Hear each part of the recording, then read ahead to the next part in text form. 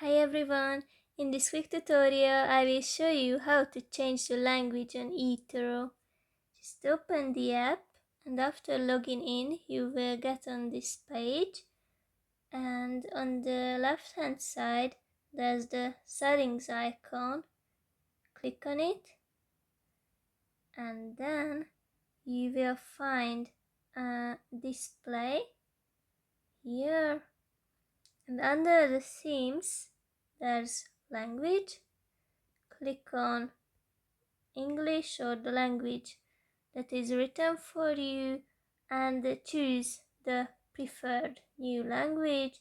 For example, I choose German by clicking on Deutsch, and the language is changed as you can see. Happy trading everyone, and may the bull market be with you.